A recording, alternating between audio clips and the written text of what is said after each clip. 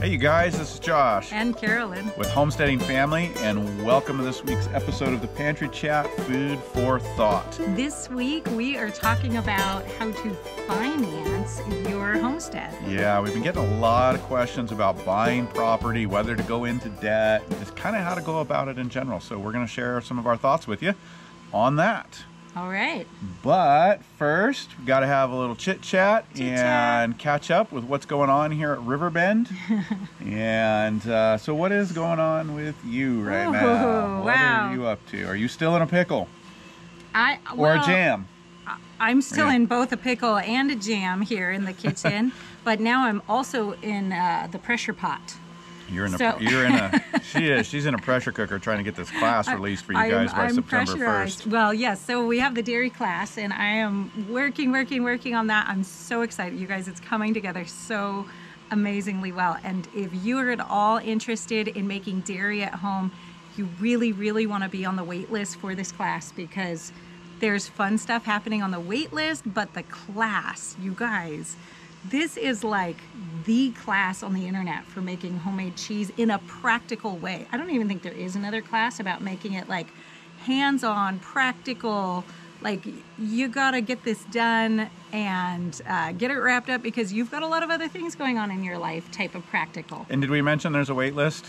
And if you want to get the best price when we release it, you got to sign up down there. So if you haven't done that yet, get in there and get on this. There's a bunch of free goodies in the meantime between the time you sign up and the release of the class. Yep. I think you're doing a live event in there. Yes, I am. I'm going to do a live training where we're really going to dive into a lot of the requirements for home dairy. Yeah, so don't miss this. This is a one-time event between now and September 1st. Yeah. And so if you're at all interested in dairy, doesn't matter where you live, what you're doing, you can do homemade dairy. And you know what I'm excited about right now that I'm working on this week for you guys in the dairy class is I have crafted a way to just take a few kitchen items and make a cheese cave. So you can actually age cheese with my cheese cave. You might have everything you need in your kitchen. If not, they're just a couple of basic items you can find. Probably find at your grocery store, definitely for a few dollars online. So I'm really excited about that. I'm filming that video for you guys this week. It'll be in the cheese class, in the dairy class. So that's really exciting. And we've just worked out a deal with New England Cheese Supply Company for a kit for all of the things that you need for the class. At a really good discount. So I'm really excited because we'll get to get you guys saving a lot of money too to get all this stuff. So anyways, I have been working on that and been having a lot of fun with homemade cheese caves and cheese presses and DIY stuff. So that's been on my list. But aside from that, we've been picking green beans and canning green beans and eating green beans. Oh man. We're eating a lot of green beans right now, and they are amazing and wonderful. So. Well, it's a fun flow of the garden too. It's just the different things that come into season, and it's a lot of work, but all of a sudden you're flush in a lot of something fresh that you haven't had in a long time, right? We haven't had fresh green beans since last year. Since last year. And so it's really exciting to go through those. I'm excited for the corn. We got a few weeks for the corn yet, but that's always one of my favorites in late summer is when the corn comes in. Yeah, absolutely. But yeah, green beans, pickles, tomatoes are starting to trickle in. We're slow up here on tomatoes, but I saw you had a bowl full. Yes, you guys remember how I was doing that experiment this spring with the early short season tomatoes? It definitely worked. We're eating tomatoes this year earlier than I think we've ever had tomatoes in this location, in this cold climate growing. And those were the glacier, the subarctic, and the Siberian varieties. I kind of sourced all over the place to get these. So if you live in a cold climate, try these varieties next year because I already have tomatoes. It's exciting. A lot of folks out there are like, what are you talking about? We've been tomatoes for weeks. Yeah, it's just tough in our northern environment. And even our little microclimate here, we'll have 80, 90 degree days and 40 degree nights. Yeah. So even in the hoop house, the tomatoes do not like that. Yeah. It stresses them. Yeah. And it slows down production. So it's great to be finding some varieties that will tolerate that. Time to start seed saving those and acclimating them. to our land racing them to our environment. Yeah. Absolutely. Well, what about you? What have you been up to? Oh, wow. Well, you know, I'm on a mission today, actually, when we get done here, going to pick up a fuel tank. Oh. One of our preps that I've been building this year is fuel storage. And we go through here, we go through farm diesel, regular diesel, we need regular gas, and we need a non-ethanol, which is usually a higher octane gas for some of our different equipment. And you know, we live out a ways, and so if we can buy in bulk and have some storage here and have it delivered, it's actually a lot less expensive and it saves us a lot of time. So I'm going today to get, I found a really good deal on a 1,000-gallon tank. Wow. That is but I mean, a lot super of fuel. cheap, because not very many people want it, so this guy's having a hard time selling it. Yes. And so I'm getting a really good price on it. I'm going to actually have it broken up, take it to the welders, and we're going to make 2 tanks out of it. Oh, good. So that's today's event, but I'm excited about that because that's another layer of resiliency here on the homestead, that we can have some fuel stored here. It saves us money and it saves us time. Yeah, well, when you're buying, you know, fuel is just like food. You buy it in bulk, you save money. Yeah, and especially at the right time of year. Certain things are seasonal, and fuel's definitely one of those things that's seasonal. Now isn't the best time price-wise, because it's summertime, gas prices are usually up. Yeah. But as we get into fall and winter, then we'll really fill those up. And so that's a big deal. Very excited about that. That's part of the infrastructure that we're working on here at Riverbend to just build up for us. What else? Compost. I'm turning my compost pile now. It's about 30 cubic yards every other day. Wow. And so you're getting out there with a shovel and flipping it. And oh, is that why I've been walking? Is that why you're back? With my back? Yeah. No. Thankfully, we've got a tractor for this scale, and we're adding a little bit to it every day from the barn waste. We're having to have the animals a lot closer to the barn this year because of the heat, and we're having to hay feed them, so it's generating actually extra waste from the wood shavings and manures, but it's adding to the compost pile. So that's really good. Yeah. And I'm working on getting it finished this year and seeing if I can accelerate that and do more of a thermal compost on this scale. Make sure we're killing the weeds. I felt like we got a few weeds in our compost last year from some of the things that we composted. So I'm trying to get those heat levels up. If you can get it up to 150 in that range, 155, it will start to kill weed seeds and break down any inorganic compounds. Yeah. We shouldn't have any of that in there, but that's a good thing. So yeah, doing that and prepping for animals. I think we mentioned we're going to have coonies coming. Yeah, the pigs. These are non-rooting pig. I'm really excited, but I thought we were probably not going to have to get them here until like late October, November, and it sounds like they're going to get here a bit earlier. So pressure's on to get that area of the barn set up for them. Now, we've done a lot of episodes in our life where we've brought the animals in before we've completed the fencing. Don't do that. It's a bad idea. Just saying, it's a bad idea. So we're working on the fencing now. Yeah, that was my number one answer. Hey, you guys, there's a podcast going to be coming out. It's not out yet, called Homestead Stories. Oh, good. And a new podcast? A new podcast, not by us, by a guy named Frank Foreman, and we'll tell you about it when it comes out.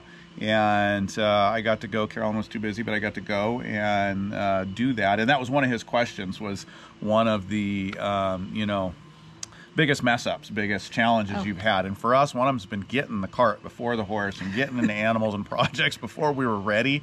And it takes up a lot of time and resources. Now, I would imagine that we're not the only people who struggle with that. I think that's a homesteader Yeah, that's mentality. like you might be a homesteader if, right, you know, you find a great price on some animal and you buy it before you figure out the housing.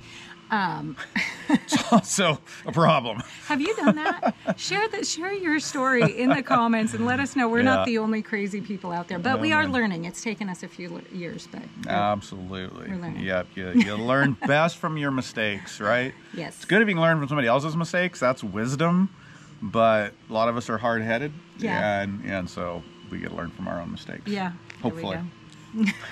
Hopefully. Hopefully you'll learn from our mistakes. Yes. Again, that's wisdom. Do that. And get going a little faster than we did.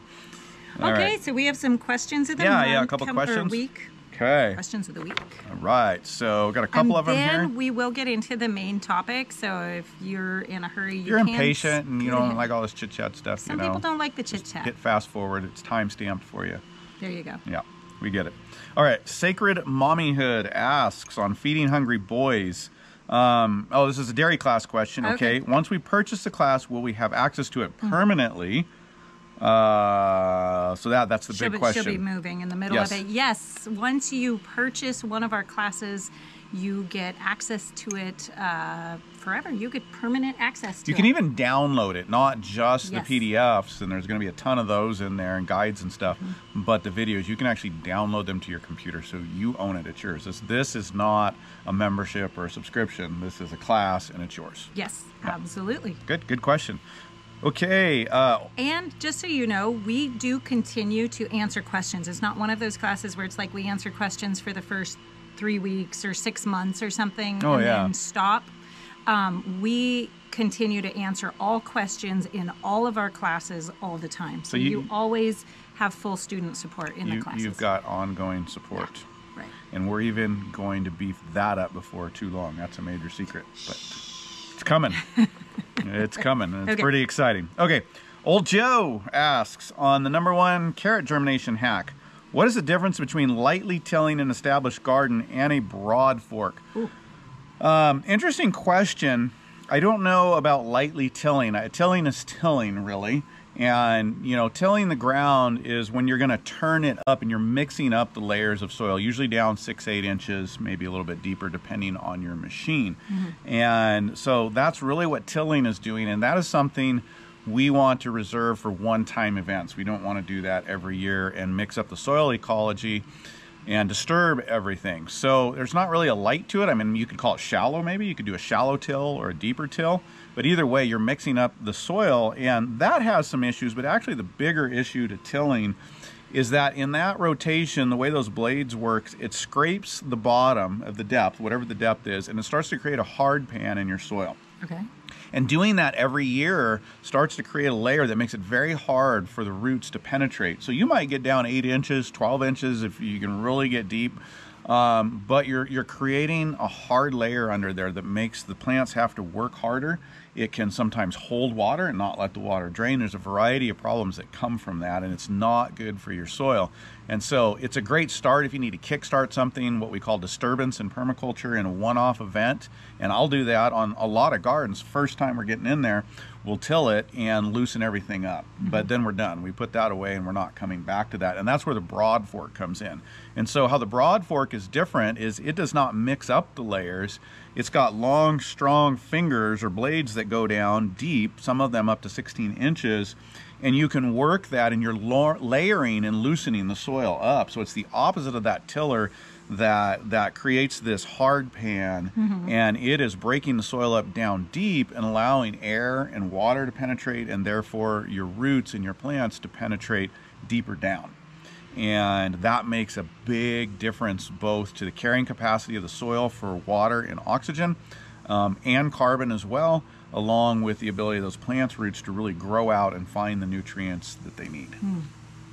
There you go. Yeah. I like it. Yep. Good. Okay, Martin Lone on make the crunchiest pickles ever. Okay. I read about only closing jars finger tight when I first started canning. What does that mean? Does it mean not very tight? Does it mean that some would use a wrench to tighten them if not warned against the practice? I thought it meant not very tight, and I would regularly have 1 or 2 jars out of a batch that didn't seal. I then started tightening them as tight as they would reasonably go, I assume with your hands and without a wrench. And since then, I've not had a single jar that failed to seal. Okay. Got it. Well, What's the scoop? I think you've got it right. The finger tight is meant as tight as your hand can kind of tighten it without wrenching with your whole shoulder and elbow and everything else. You don't really want to get that involved.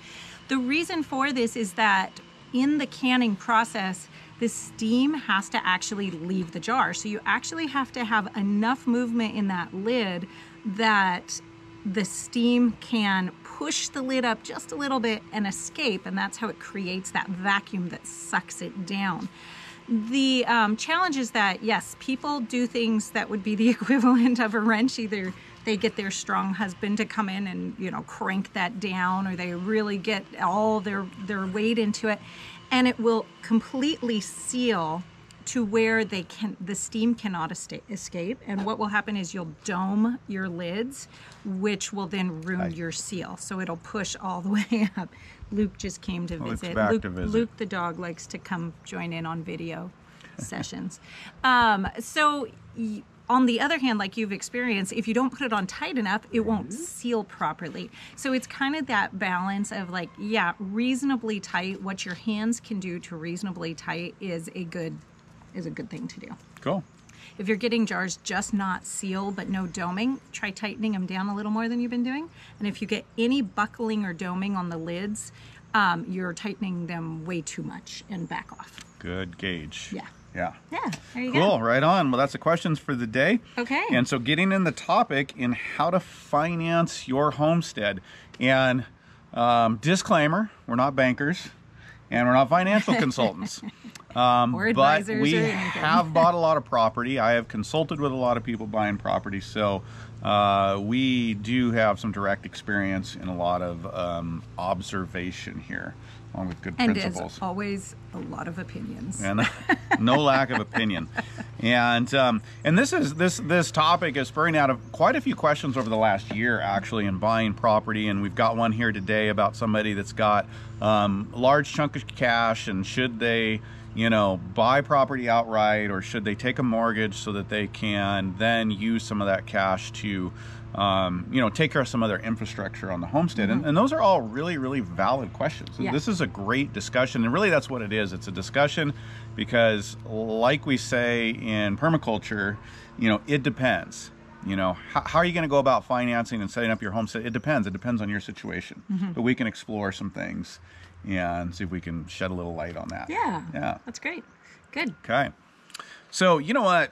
I think if you can stay out of debt, that is the best scenario. Yeah. Right? That's always best. That's going to set you up for feeling a lot more relaxed, right? Yeah. Being able to have a lot less pressure on you, but it also means that you can roll the money that you would be putting into that mortgage into other things on the homestead or just other life things.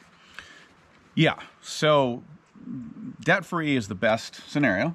And, you know, but obviously that's challenging. And so that's one extreme of a scenario, and an ideal one. You know, the other one is going to deep into debt, which we don't want to do, but a lot of people don't have the cash on hand to just go do something, and so it's a barrier to entry. And so can you use a mortgage? Can you use that type of debt? Okay, no credit card debt, no burying yourself there, right? Let's stay away from that.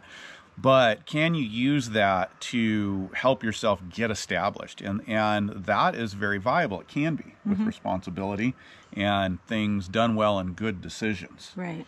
And there's a lot of room in between, right? How much you put down. And this is where I think the thought comes into, how do you approach getting established using the resources that you have? Most people are probably going to need a mortgage. If you're not in that situation, great. Be careful about what you do, though, when you step into a homestead, either way, because it is a money sink. Yes. And it can be.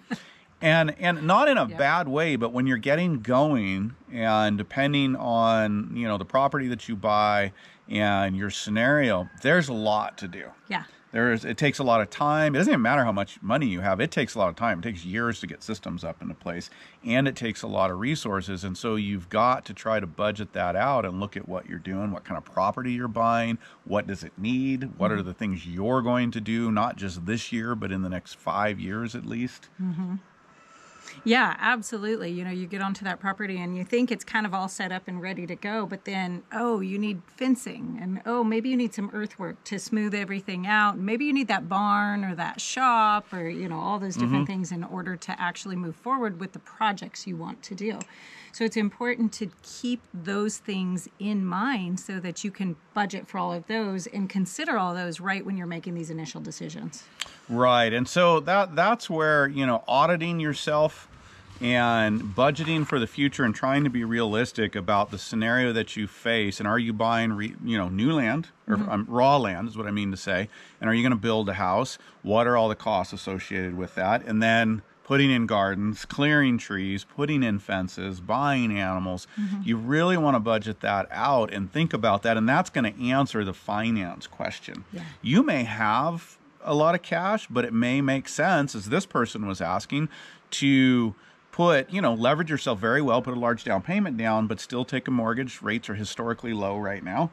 And so that you can use some of that cash on hand to get other systems going. And I think there's a sweet spot in there for each person, depending on your resources, of what you should do. And also knowing, being realistic about your future situation, your employment, your business, whatever you're going to do. Well, your family situation too, because I know there have been times in our life where we have thought maybe a little more optimistically about what we can accomplish than was realistic. And, thinking you're going to buy raw land and then you're going to move onto that land and build yourself a little house with, not spending a lot of money. And while you're doing that, you're just going to live in the trailer or the tent or something like that.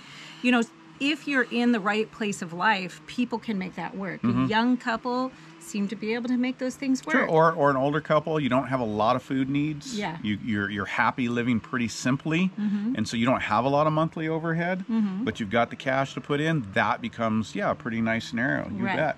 But you introduce children into that, and all of a sudden everything takes longer, and those things that seemed pretty easy to live with when you were thinking about them, when you get into months of hauling water by bucket full to go into the tent, it gets really challenging, and it slows down everything and really decreases the morale. So you really need to think realistically about what you and your family can do.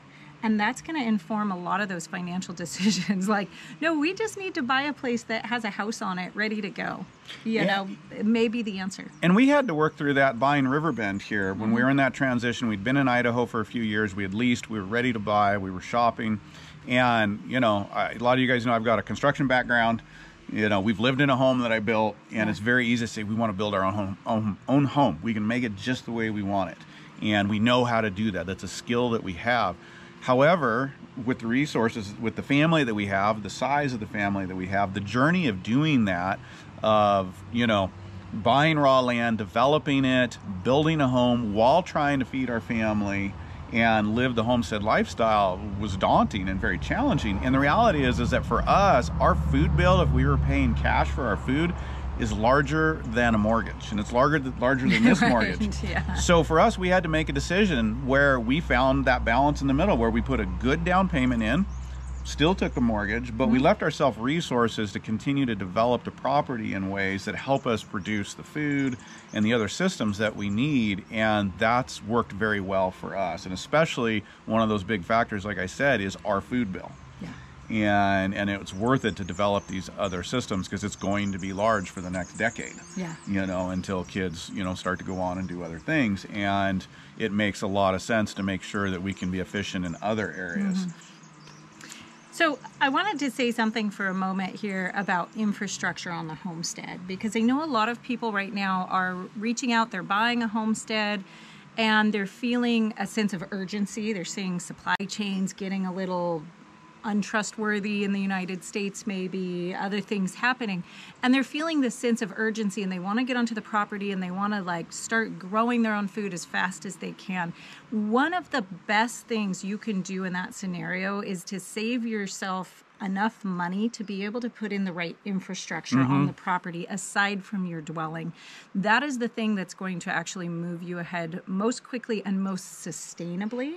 One thing that we see a lot of people do is kind of move out onto the land and then really bootstrap it, which can be done, but you have to remember that not setting things up the correct way is always going to end up causing you more energy and time in the long run.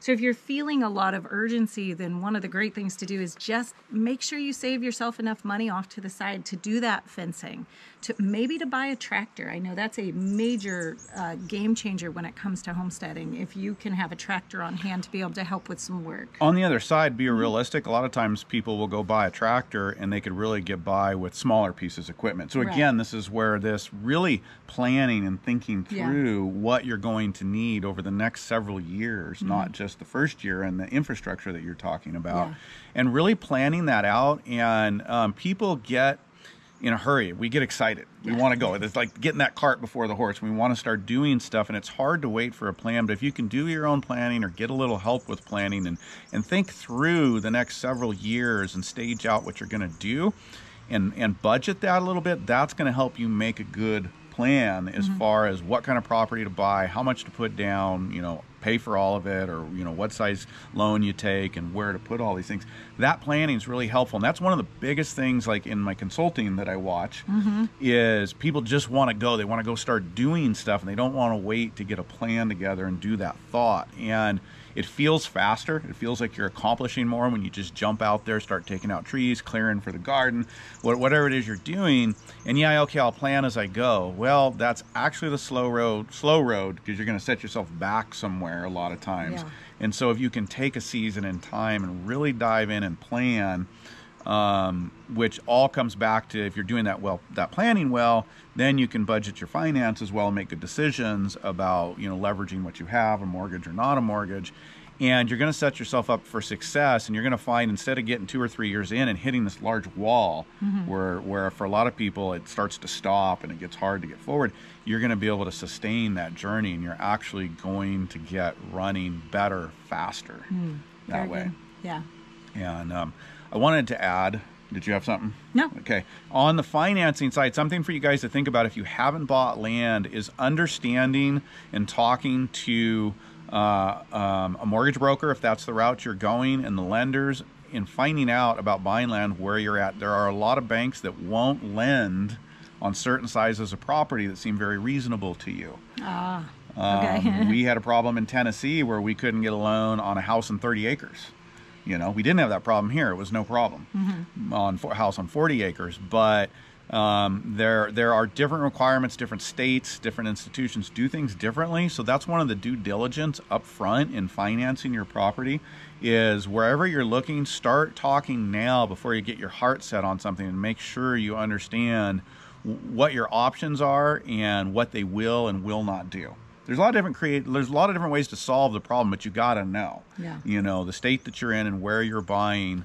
And another one with that is sometimes go to local banks as well. If you're having a hard time with a larger institutional bank, they may not want to lend on this property in the country because they just don't like it, doesn't fit their model. But a local bank who knows the area and knows the types of properties is a lot more comfortable working out a deal with you. And so find those things out in the beginning as well. That's really, really important. Yeah. Things get shut down sometimes. You're looking at 50 acres, or somebody was, I think they were talking about 100 acres here.